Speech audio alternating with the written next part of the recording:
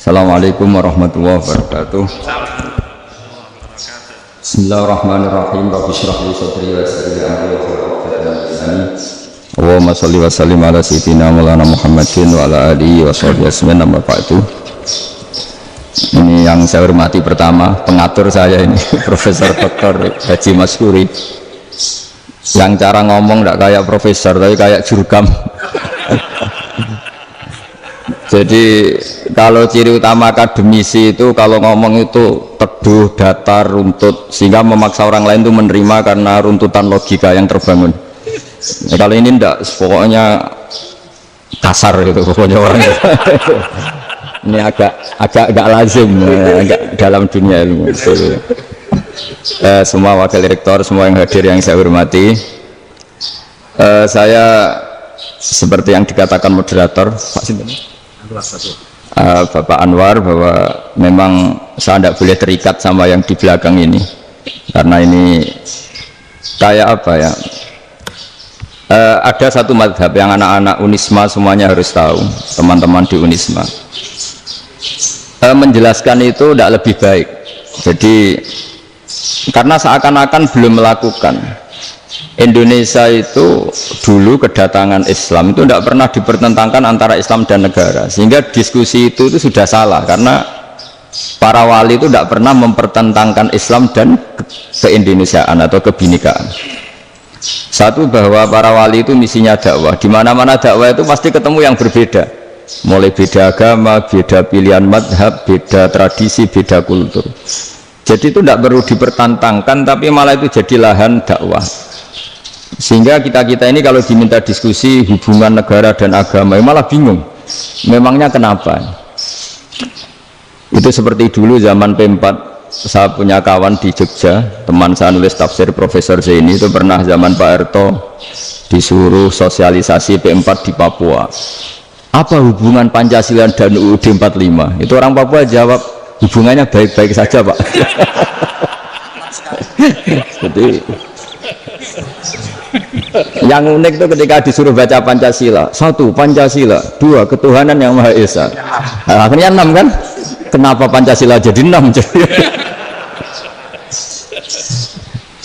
Yang unik itu ketika ditanya, ini saya melihat langsung di TV 7 itu, Indonesiaku ini, ada anak-anak kecil ditanya, bendera ini milik siapa? Bendera merah putih itu. Jawabannya apa? Milik sekolahan Pak. Karena memang milik sekolah. Itu yang tanya itu kaget, milik sekolahan Pak. Nah, tentang tema ini mohon dibaca ini langsung start ya, langsung serius, karena tadi sudah kayak jurkam tadi, ini yang langsung khas ilmuwan. Ini sebagai penghormatan saya pada Unisma, ini khas keilmuan. Imam Zuhri adalah gurunya Imam Malik. Ya, saya ulang lagi ya, Imam Zuhri adalah gurunya Imam Malik. Halaman 29. Ini langsung start, saya baca halaman 29. Dan ini terutama yang para punggawa-punggawa ini. Saya baca ya. Ini teks tidak ada yang saya rubah, memang persis seperti ini. Bismillahirrahmanirrahim. Yaqulu Zuhri, ini gurunya Imam Malik. Fama futiha fil islami fathun qablahu kana a'zama minhu. Innama kanal qitalu haitsul taqon nasu. Falam makanatil hudnatu wa wadu'atil harbu wa amanan nasu ba'duhum ba'du wal taqaw fatafawadu fil hadits wal munaza'ah. Falam yaklim ahadun bil islami ya'qilu syai'an illa dakhula fihi. Walaqad dakhalataini kasanaten mislu man kana fil islam qabla dzalika wa aktsar. Terus ini ngomongnya harus santai, nggak boleh provokatif. Begini, kita tahu dalam perdamaian Hudaybiyah itu poin-poinnya itu semuanya merugikan Islam. Di antaranya adalah jika yang Islam masuk kafir harus dibiarkan, karena berarti masuk ke habitat asli. Karena Nabi sebelum jadi Nabi, komunitas pokok itu kafir, sehingga kalau Islam masuk kafir kembali ke habitat. Tapi kalau Islam masuk kafir, kafir masuk Islam itu harus dikembalikan karena dianggap bid'ah. Maka kalau kamu dituduh bid'ah itu tenang saja dulu, Nabi itu ya dituduh ji'ta bidinin muhdas, kamu datang dengan agama yang baru. Cuma agak diteruskan wa kullu muhdatsatin bid'ah wa kullu bid'atin dalalah.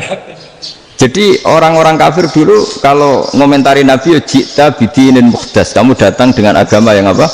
Baru. Nabi nurut. Semua perjanjian yang merugikan Islam itu Nabi nurut. Tapi Nabi hanya minta satu hal, jangan ada perang 10 tahun. Dan orang boleh seminar, boleh diskusi tentang Islam. Ya ini dengerin betul ini. Jadi saya tidak akan provokatif, ini pakai logika.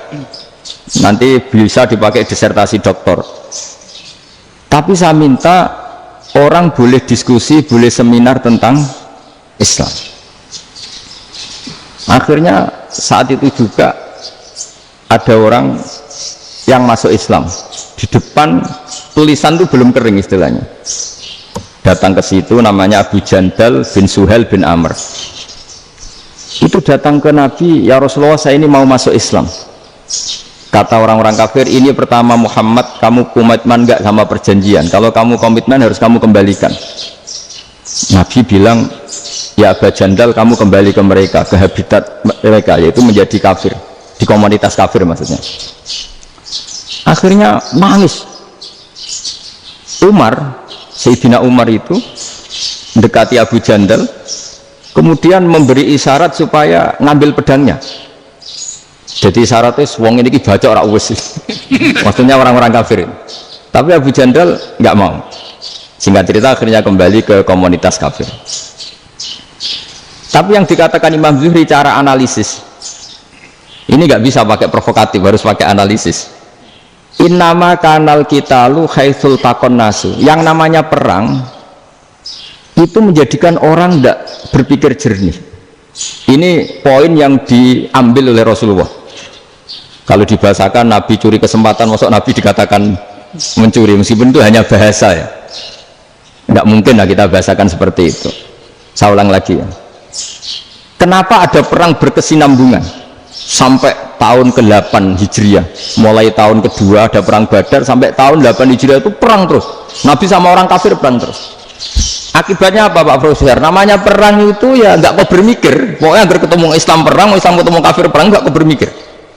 Padahal Islam itu bisa diterima oleh akal sehat, harus lewat diskusi, lewat pengamatan, lewat pemikiran, lewat pengendapan berpikir. Makanya Nabi tahu ini masalah besar. Kalau orang perang terus, itu gak kober mikir Islam, tidak sempat diskusi tentang Islam. Makanya Nabi hanya minta satu poin. Oke, perjanjian ini satu rutin semua, tapi saya minta orang kafir semuanya boleh mendiskusikan Islam, boleh seminar tentang Islam. Mereka bilang iya, karena pikiran mereka kan diskusi paling piye. Ternyata betul, ada diskusi. Terus temanya gini, kira-kira bener di Muhammad Abu Jahal. Terus Tuhan Muhammad sama Tuhan Abu Jahal itu keren mana? Diskusi. Tuhan Muhammad itu khaliqus samawati wal ardi, yang menciptakan langit bumi. Sebagaimana kampanyenya Muhammad. Ya mereka masih jangkar bilang Muhammad. Kalau Tuhan kita, ya berhala itu yang kita bikin, yang kadang rusak, yang kadang kudanan, terus lumutan, pokoknya terus diskusi. Kita kok bener pengirannya Muhammad. Terus Muhammad Abu Jahal. Mulai dhisik Muhammad itu ratau bodoh nih. Mulai dulu Muhammad itu gak pernah bohong. Abu Jahal, waduh, wis bodoh nih ngongkonan. Wis ribet kan? Dan semua diskusi itu mengarah ke kebenaran Islam. Akhirnya ngomong kafir sing tokoh-tokoh cara Jawa yo. Wah, semane jebule masalah ini kan. Artinya gini, kalau kita ingin Indonesia damai, sebenarnya yang untung itu Islam. Karena Tuhan yang menciptakan langit dan bumi tentu gak akan diperbandingkan atau akan dikalahkan oleh Tuhan yang lahirnya saja sudah di bumi. Misalnya kita menjual Tuhan Allah, siapa itu yang menciptakan langit bumi, yang ada sebelum langit bumi, bandingkan dengan Tuhan yang lahirnya di bumi, ada tanggal lahirnya, ada aktenya, kan sudah ribet kan. Begitu juga kalau memperbandingkan tokoh, Muhammad itu siapa? Tokoh yang bisa menyatukan pan Arabik, tokoh yang begini-begini, yang sayang istri, sayang keluarga, dibandingkan dengan tokoh Abu Jahal, Abu Lahab yang corong jauh penggawaannya yang merugikan orang lain. Akhirnya orang itu mulai tertarik sama Islam. Makanya kata Az-Zuhri, pakai bahasa dulu, falam yaklim ahadun bil Islam. Tapi kalau sekarang yang populer itu bahasa yatakallam. Sebenarnya yang benar itu bahasa kalimah yaklimu kalaman, karena masdarnya itu kalam, berarti sulasi nopo mujarrad. Tapi di fiilnya itu mujarradnya enggak kelaku, jadi di fiilnya takallama yatakallamu, tapi untuk masdarnya yang kelaku kalaman. Jadi ini agak unik, agak enggak lazim. Sebenarnya kan takallama yatakallamu takalluman, tapi di masdarnya kalam populer, tapi di fiilnya tidak populer. Saya teruskan ya, ini penting sekali. Jadi menjual Islam, kalau boleh dibahasakan menjual, itu tetap enak dalam kondisi damai.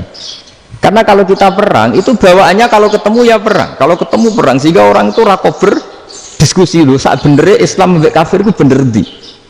Karena tidak kober diskusi, tidak sempat diskusi, orang yang milih yang kafir, karena yang mayoritas yang kuat. Sementara Islam zaman itu lemah. Ya Nabi itu yang diminta hudnah, yang penting kita damai. Terus orang boleh mendiskusikan benar mana kita dan mereka. Ya setelah diskusi ya tadi kan nggak mungkin Allah yang begitu keren hebat pencipta langit bumi dibandingkan berhala yang mengurus dirinya sendiri saja tidak bisa. Walhasil terus orang mulai tertarik sama Islam dan aturannya nggak boleh dilarang diskusi itu. Nah makanya saya pernah ditanya beberapa profesor di Jogja, Gus, suatu saat kalau kampus paling keren di Jogja ini ada Islamic Studies, kemudian pengajarnya dari berbagai agama, ini riskan nggak bagi Islam? Saya jawab, asal yang didiskusikan Islam itu nggak masalah, yang repot itu nak umat Islam. Karena kalau umat Islam yang jadi percontohan, banyak raja yang dolim, banyak pemimpin muslim yang dolim, terus identik dengan Islam itu jadi dolim, kan ribet. Ya kalau pas umat Islam, kalau Islam yang kumat kan jadi masalah kan. Nah, ini kan terus jadi beda umat Islam sama Islam yang lagi apa? Kumat. Sehingga cerita terus Islam mendapat posisi yang luar biasa. Nah makanya di sini diistilahkan falam makanatil hudnah, ketika ada perdamaian wa amanan nasu ba'dum ba'do, orang merasa aman, itu fatafawadu fil hadis wal munazaah, mereka berdebat. Munazaah itu berdebat, keren mana konsep Muhammad dengan konsep Abu Jahal, keren mana konsep Tuhannya Muhammad dengan Tuhan kita, terus diskusi. Dan mereka akhirnya ikrar, wah yang benar ya Muhammad lah. Di mana-mana Tuhan tuh ya sebelum langit dan bumi, di mana-mana Tuhan ya punya reputasi menciptakan. Masa Tuhan reputasinya diciptakan, no, kayak berhala dan sebagainya. Ibadah juga gitu. Ibadah wong kafir itu kalau tawaf itu telanjang, ibadah Muhammad santun pakai pakaian. Terus akhirnya mereka mulai tertarik Islam. Sehingga saya lihat di beberapa tafsir, saya memang tidak akan ngomong yang tidak serius, ngergani Unisba ben sawangane pemikir serius. Di Quran itu sampai lihat di tafsir Tobari itu ada ayat bal naqzifu bil haqqi 'alal batil fayadmaghuhu fa idza huwa zahid. Qadzafa itu kalau di kamus tak lihat itu takallama bila dalilin. Qadzafa itu yes, pokoknya sekenanya. Artinya gini, kebenaran Islam atau kebenaran hak itu kamu taruh sekenanya saja itu tetap menang. Apalagi kamu taruh secara teratur, kamu taruh sekenanya saja itu tetap menang. Sehingga di sini banyak sahabat yang hidup di Cina. Sekarang juga banyak orang alim yang milih hidup di Amerika, banyak orang alim yang milih hidup di Inggris. Dan mereka pede, percaya diri, karena kebenaran itu kamu letakkan di mana saja, itu tetap akan menang, akan menemukan momentum kemenangannya. Misalnya gini, contoh paling gampang. Dulu para peneliti, saya ulang lagi, dulu para peneliti itu ya datang kemana-mana, termasuk Ibnu Battuta, termasuk Ibnu Khaldun, ya semua peneliti itu suka neliti. Setelah diteliti, Quran itu satu-satunya kitab suci yang membicarakan sains, misalnya tentang falak, tentang astronomi, tentang asal-usul kejadian manusia, kejadian makhluk, juga bicara tentang geografi, geologis, semuanya. Sementara kitab lain hanya cerita tentang mawaid wal hikam wal ibar. Jadi diteliti kayak apa, pada akhirnya hak ini yang menang. Bal naqdhifu bil haqqi 'alal batil fayadmaghu fa idza huwa zahid. Saya berkali-kali cerita, ada ulama yang ahli matematika.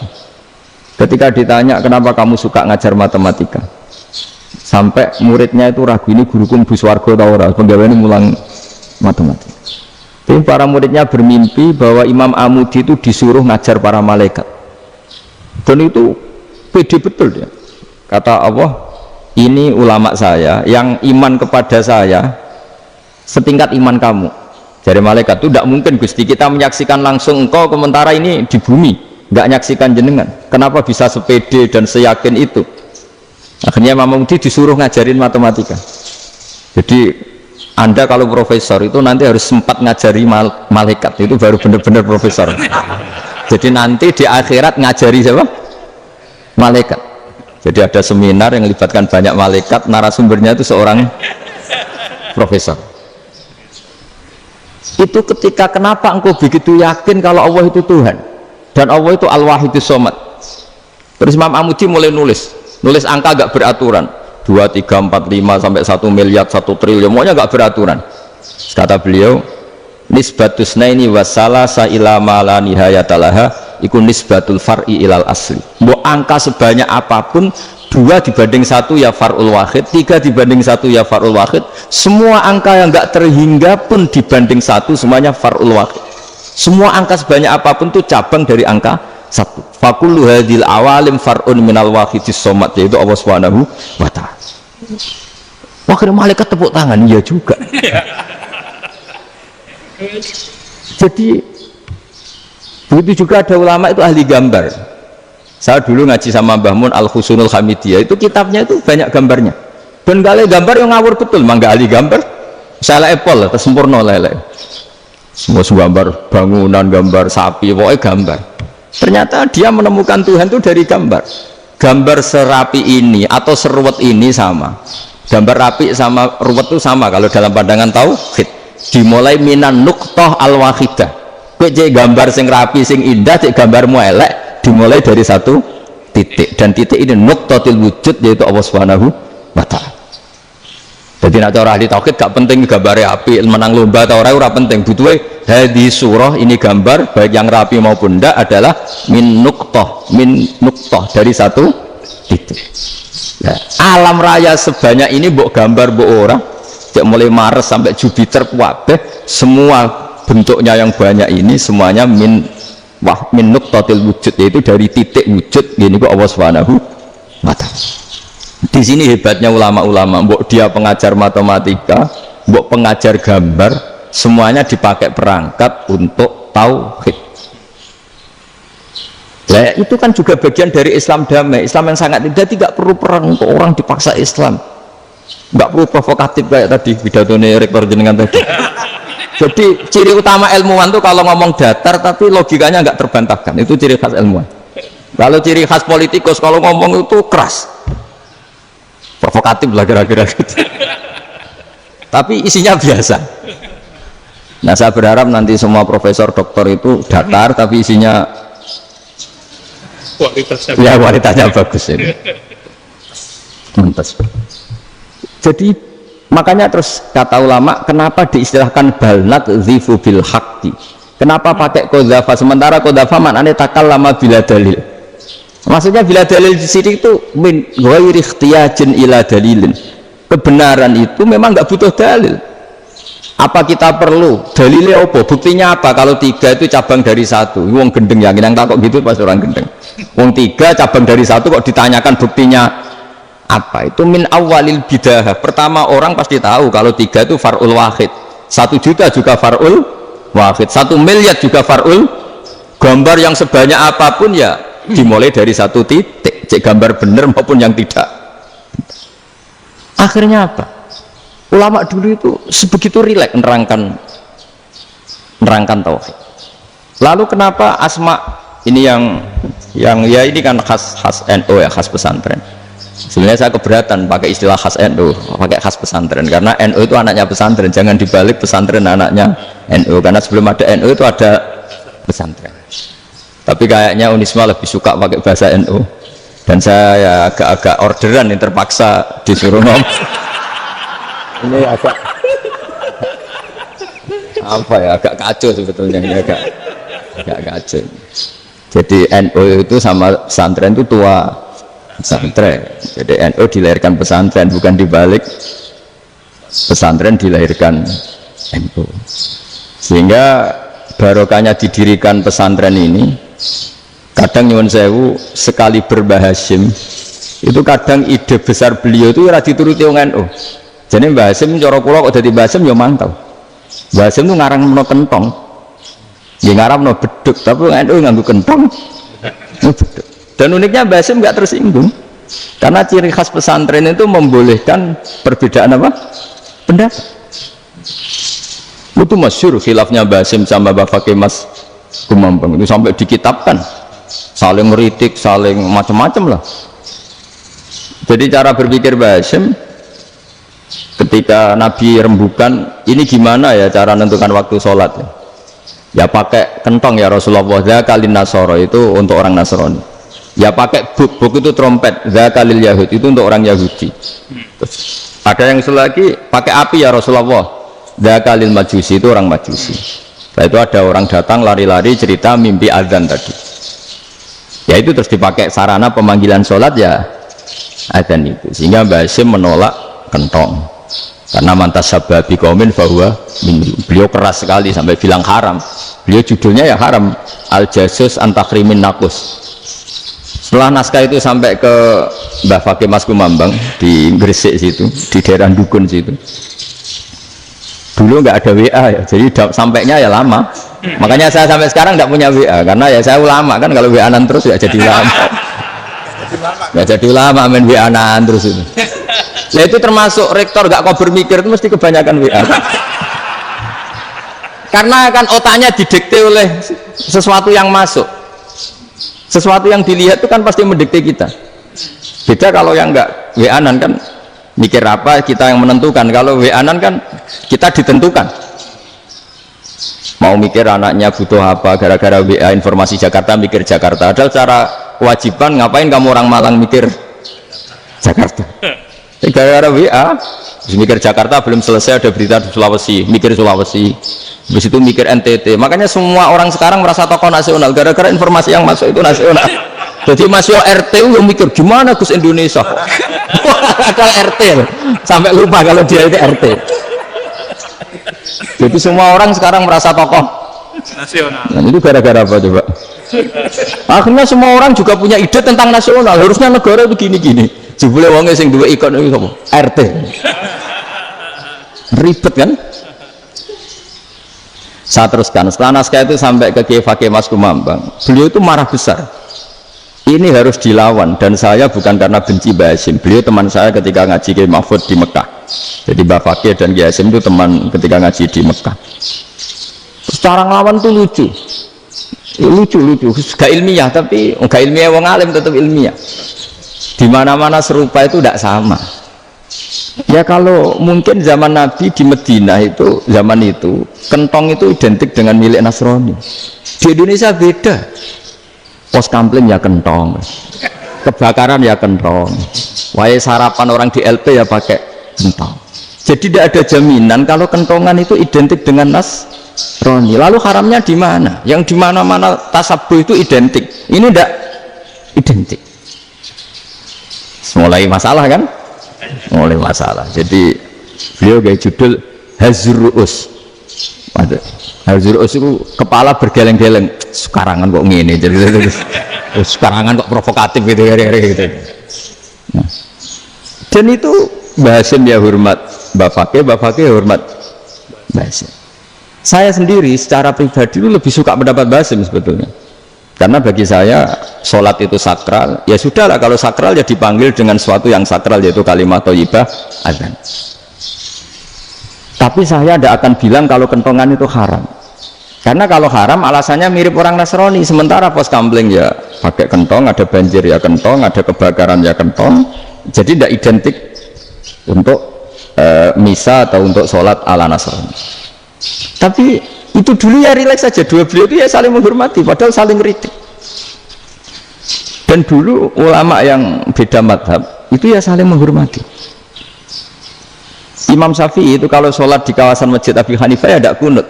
Ketika ditanya kenapa kamu tidak kunut sementara engkau berpendapat kunut itu sunat, ikroman di hadal madhab, saya sangat menghormati madhab. Imam Ahmad bin Hanbal itu berpendapat kalau orang pakai bekam, pakai iftisot atau hijamah itu batal sholatnya. Sementara Imam Syafi'i mengatakan tidak batal apa sholatnya atau wudunya tidak batal. Tapi Imam Ahmad itu ditanya, apa kamu makmum Syafi'i? Bagaimana mungkin saya tidak makmum sama wali kutub seperti Imam Syafi'i? Padahal menurut keyakinan Imam Ahmad ini sholatnya batal. Ini habis ikhtijam udah wudu. Tapi tetap saja beliau karena perbedaan pendapat di furu' itu lazim. Ya orang boleh berdebat. Ketika Unisma datangkan saya, itu saking senengnya kiai, apa saking sombongnya sampai ngatur kiai, kan nggak pernah bisa diperdebatkan. Itu kan orang boleh debat kan? Itu saking angkuhnya apa saking senengnya kan nggak jelas kan? Kan dan orang boleh setuju pendapat saya, yaitu ngatur kiai itu haram. Setuju juga Pak Rektor, ekspresi mahabbah itu ya macam-macam.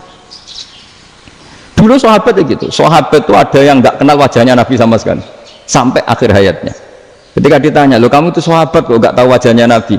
Saya tidak pernah berani memandang Nabi karena ijlalan Nabi, terlalu menghormati saya sehingga tidak berani memandang wajahnya. Ada sahabat yang penggawaannya dulu wajah Nabi sampai bisa nyifati alfiu faminunil hajib, sampai bisa nyifati detail karena dulu wajah Nabi itu ibadah. Ada seorang wali ditanya, kalau kamu di surga ingin nggak melihat Allah? Enggak. Loh, tapi semua orang ingin melihat Allah. Unazzihu dzalikal jamal an-nadhari misli, ben gak elek-elek Allah tak delok terima aku. Wong ra jelas. Berarti kok delok pengiran. Banyak. Jadi justru tapi karena saking takzimnya. Enggak lah, mosok sak aku kok. Makanya saya berkali-kali cerita, menurut kesepakatan ulama, soft awal itu paling baik. Tapi banyak juga wali yang kalau sholat itu di belakang. Koyok paling bener yang gue ngarep. Bayangkan misalnya kamu semangat di soft awal di masjid haram, jebule sholatnya salah. Itu dari malaikat, kayaknya gue ngarep, jebule raro. Ini di sini-sini wong, jebule bodoh itu. Kayaknya gue ngarep, jebule.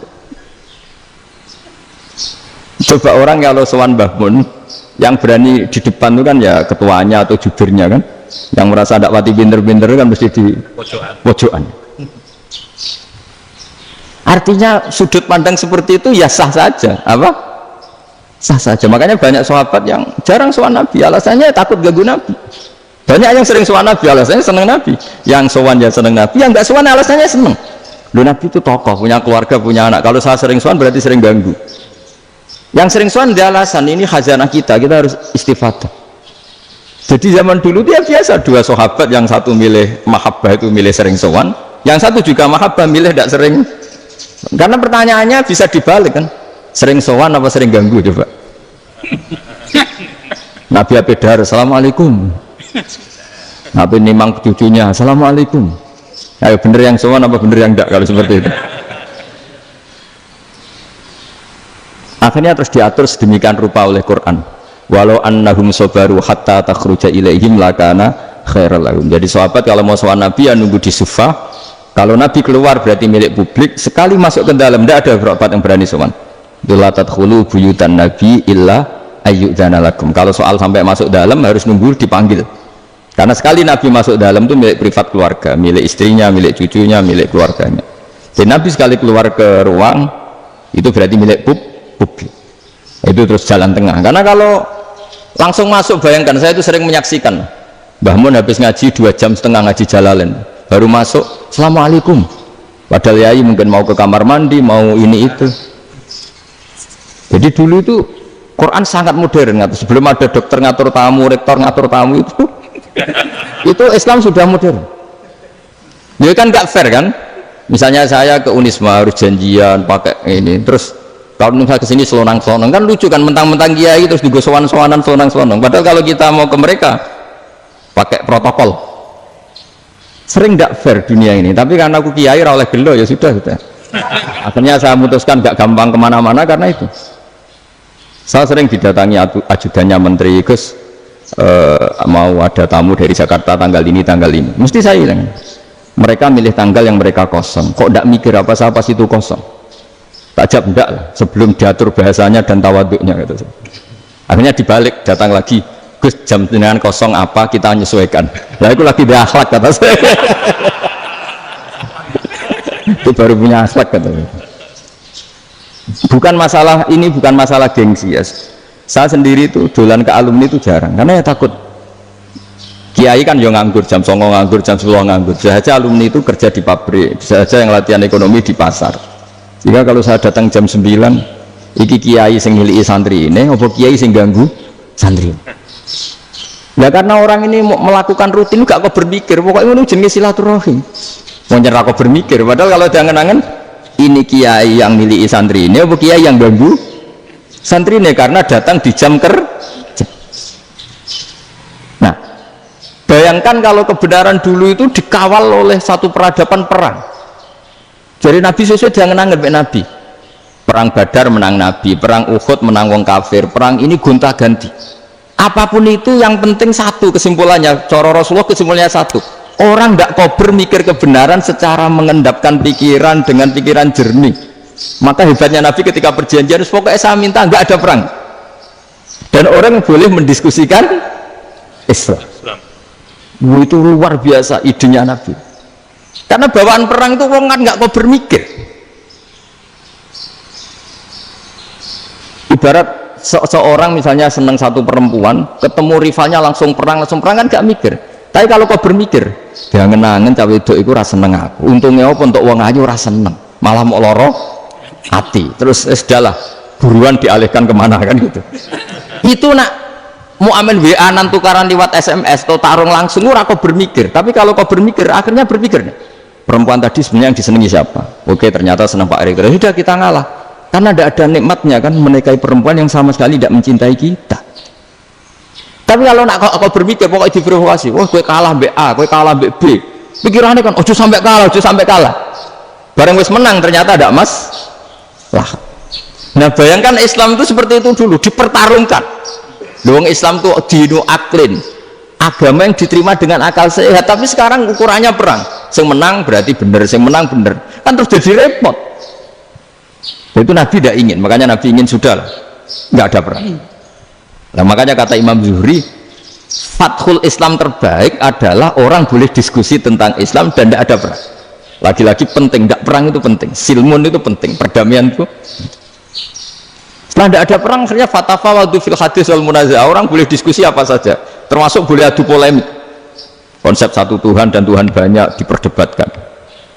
Akhirnya Nabi secara rileks bisa menjelaskan, Muhammad, urusan kita banyak, kalau Tuhannya satu tidak cukup, Tuhan harus banyak untuk menyelesaikan berbagai urusan. Ada Tuhan bagi rektorat, bagi macam-macam kan, ada Tuhan untuk ngurusi utang, ngurusi BPKB, macam-macam. Terus kata Rasulullah, enak saja Nabi jawabnya, ya kalau kamu punya majikan banyak, perintahnya beda-beda, kamu mangkel enggak, bingung enggak? Ya susah mat, kalau majikannya banyak, perintahnya beda-beda, kita jadi repot. Senang mana? Senang majikan satu. Ya sudah, Tuhanmu itu majikan kamu, kalau Tuhannya banyak perintahnya macam-macam, kamu yang repot. Akhirnya ya sudah mat, Tuhannya satu aja. Yaitu yang itu ya barokahnya diskusi tadi, barokahnya enggak perang. Darabawahu mathalar rajulan fihi syuraka'u mutasyakisuna wa rajulan salamal lirajul hal yastawiyani masalah. Terus alhamdulillah. Jadi orang yang paling kafir pun saat itu taslim. Nah ini kembali ke kalimat la ilaha illallah. Saya tidak perlu provokatif, pasti teori saya itu benar. Bukan saya bilang benar itu karena sombong, enggak. Ini sesuai teks. Misalnya begini, benar enggak kelompok takfiri yang suka ngafirkan orang lain? Itu pasti tidak benar. Logikanya gampang. Orang yang kafir 70 tahun saja dengan melafadzkan la ilaha illallah menjadi muslim. Masa dengan kalimat yang sama yang muslim menjadi kafir? Itu logikanya kan enggak ketemu. Orang kafir 70 tahun untuk menjadi muslim disuruh baca apa? La ilaha illallah. Tapi gara-gara baca la ilaha illallah nyekel patok jadi kafir. Pertanyaannya, loh ini kalimat apa? Kalimat untuk mengkafirkan apa kalimat untuk mengislamkan? Karena yang kafir dengan kalimat itu menjadi Islam, ternyata yang Islam dengan kalimat itu menjadi kafir. Itu ketemu nggak? Cara logika itu kan nggak ketemu kan? Makanya cara pikirannya Abul Hasan Asyadzili, dan saya setuju pikiran itu. Istighfar ini boleh orang Jawa Timur protes karena kadang beda manhaj, tapi jangan protes saya, protes Abul Hasan Asyadzili kualat mesti sampean. Ketua Torekoh napa? Syadziliyah.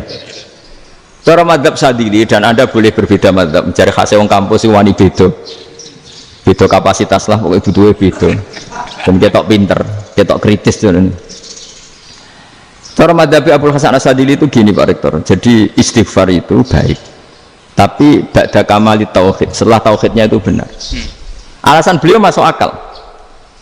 Ketika ada ayat fa'alam annahu la ilaha illallah wastaghfir li dzambik.